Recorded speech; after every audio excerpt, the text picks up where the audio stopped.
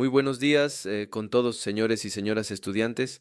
Es un gusto y un honor darles la bienvenida a esta, nuestra cuarta y última unidad de la Cátedra de Doctrina Policial. Hemos realizado un viaje extraordinario juntos. En la unidad 1 excavamos hasta los cimientos de nuestra identidad, explorando nuestra compleja historia, nuestra simbología y esos principios y valores que definen el ser policial. En la unidad 2 construimos el edificio de nuestro hacer moderno. Demolimos el viejo modelo reactivo y adoptamos la filosofía proactiva, inteligente y estratégica de la policía comunitaria. Y en la unidad 3 que acabamos de concluir, nos paramos en el filo de la navaja. Analizamos el marco normativo de nuestra herramienta más peligrosa y más crítica, el uso legítimo de la fuerza, entendiendo a profundidad la LORULF y nuestro mandato constitucional de ser protectores de derechos. Hemos cubierto el quiénes somos, el qué hacemos y el cómo lo hacemos.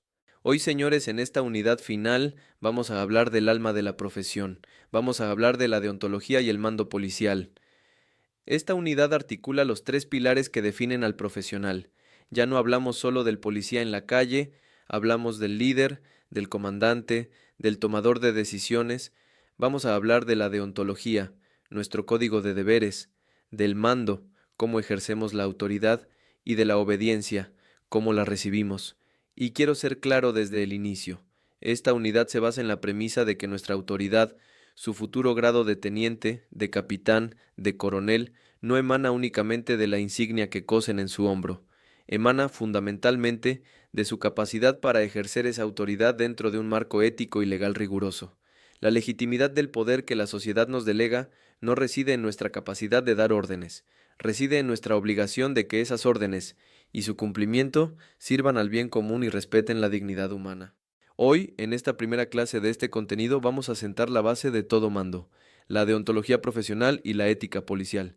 El propósito de hoy es dotarnos de un marco ético normativo que sea claro, robusto e internalizado, porque el objetivo no es que conozcan las reglas, es que las comprendan y las apliquen de tal manera que fortalezcan el activo más valioso que tiene la Policía Nacional del Ecuador, un activo que hoy está en crisis, la confianza de la ciudadanía.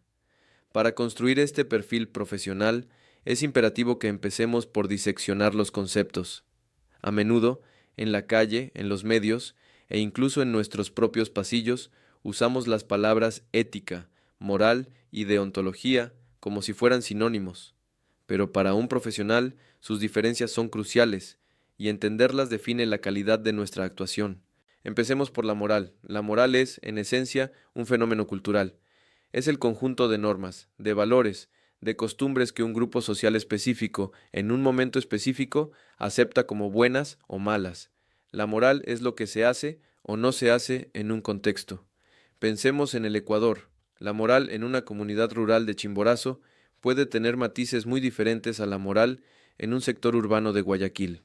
La moral es un consenso social, es lo que su familia, su barrio, su cultura le enseñó que estaba bien. Luego tenemos la ética. Si la moral es el conjunto de normas aceptadas, la ética es la filosofía que las estudia. La ética no prescribe normas, reflexiona sobre ellas. La ética da un paso atrás y pregunta, ¿por qué esto es bueno? ¿Qué significa justicia? ¿Qué fundamenta nuestro concepto del bien? La ética es la reflexión filosófica abstracta sobre la moral. Ahora bien, señores, piensen en esto. La Policía Nacional del Ecuador tiene más de 50.000 servidores. ¿Qué pasaría si dejáramos que cada uno de esos 50.000 policías actúe en la calle, armado, basándose en su propia moral personal, en lo que su barrio le dijo que era bueno? O peor, basándose en su propia reflexión ética sobre lo que él o ella considera justo en un momento dado. Sería el caos absoluto. Tendríamos 50.000 códigos de conducta distintos. Tendríamos anarquía. Aquí es donde entra el concepto más importante para nosotros, la deontología. La palabra viene del griego deon, que significa deber, y logos, que significa ciencia o tratado. La deontología es literalmente la ciencia del deber. Si la ética es la reflexión filosófica, la deontología es su aplicación práctica, obligatoria y codificada para una profesión. La deontología policial es el conjunto de principios, deberes y normas éticas que han sido escritos en piedra, codificados en nuestros manuales, reglamentos y leyes para gobernar nuestra conducta. Es la traducción de los principios éticos abstractos, como la justicia, el respeto, la integridad, en reglas de actuación concretas y de cumplimiento obligatorio. Esta distinción, señores, es vital, es el núcleo de esta clase. Un funcionario policial no actúa basándose en su moral personal, no actúa basándose en su ética filosófica. El policía actúa, fundamentalmente, basándose en el deber prescrito en su código. Mientras la ética pregunta, ¿qué es lo bueno? La deontología policial pregunta, ¿cuál es mi deber? Y para nosotros, profesionales armados del Estado, la deontología no es opcional, no está sujeta a interpretación personal, es la norma vinculante que fundamenta nuestra legitimidad. Permítanme darles un ejemplo crudo, un ejemplo del Ecuador de hoy. Usted y su compañero están en un patrullaje en Durán, una zona que sabemos está bajo una presión extrema de violencia. Responden a una llamada y tras un enfrentamiento logran capturar a un individuo, un presunto sicario, que acaba de asesinar a un niño. La comunidad está furiosa. Sus propias emociones están al límite. Su moral personal, la de la comunidad que grita «¡Mátenlo!», le dice que ese individuo es un monstruo que no merece vivir. Su ética personal entra en un debate filosófico sobre si la vida de ese hombre tiene algún valor. Pero ¿qué dice su deontología? Su deontología es fría, clara y no negociable. Su deber no es ser un filósofo. Su deber no es ser un vengador moral. Su deber es neutralizar la amenaza, como vimos en la unidad 3, Lorulf, garantizar la integridad física de ese detenido, prohibición de la tortura, leerle sus derechos constitucionales, aunque le queme la boca hacerlo, y ponerlo a órdenes de la autoridad judicial competente. En ese momento, cuando usted esposa a ese individuo y lo protege de la multitud, usted no está protegiendo a un asesino. Usted está protegiendo el Estado de Derecho. Usted está demostrando que su actuación se basa en un código profesional, de ontología, y no en el impulso barbárico de la venganza moral. Esa decisión, en esa fracción de segundo, es lo que nos diferencia de ellos, es lo que nos da la autoridad moral y legal para portar el uniforme. Ahora, ¿de dónde sale este código de deberes? ¿Es un invento local? ¿Es algo que decidió un comandante general en Quito? No. Nuestra deontología responde a estándares internacionales, y el estándar de referencia global, la ley madre de nuestra ética profesional, es el Código de Conducta para funcionarios encargados de hacer cumplir la ley, adoptado por las Naciones Unidas en 1979. Este documento establece los principios universales que deben guiar a toda fuerza policial en el mundo. No tenemos tiempo de analizarlo todo, pero quiero enfocarme en los artículos que son la esencia de nuestro deber. El artículo 1 establece que los funcionarios cumplirán en todo momento los deberes que les impone la ley, sirviendo a su comunidad y protegiendo a todas las personas contra actos ilegales. Señores, quiero que enfaticemos esa palabra, todas. El código no dice protegiendo a las personas buenas, no dice protegiendo a los ciudadanos de bien, no dice protegiendo a los que nos aplauden, dice todas las personas. ¿Saben lo que esto significa en la práctica? Significa que nuestro deber deontológico es proteger el derecho a la vida del sicario que acabamos de capturar.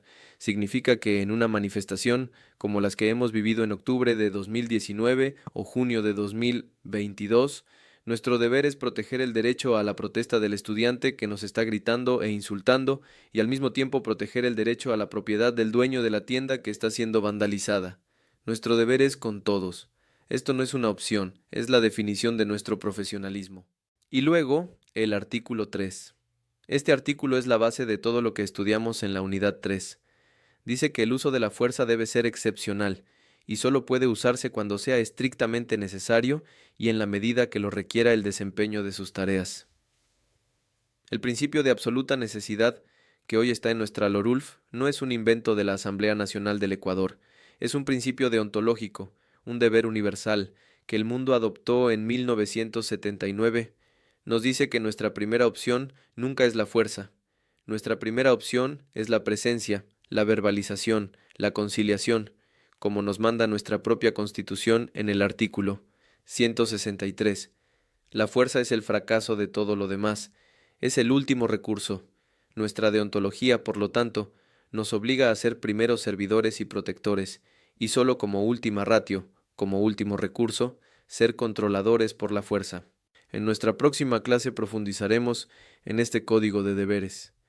Analizaremos la prohibición absoluta de la tortura, artículo 5, y el deber de desobedecer órdenes ilegítimas, artículo 8, que son el núcleo de la obediencia responsable que veremos más adelante. Por ahora, quiero que se queden con esta idea. No somos filósofos, no somos moralistas, somos policías, y eso significa que somos profesionales de la deontología, somos agentes del deber. Muchas gracias. ITESUT, Instituto Superior Tecnológico Universitario de Transporte.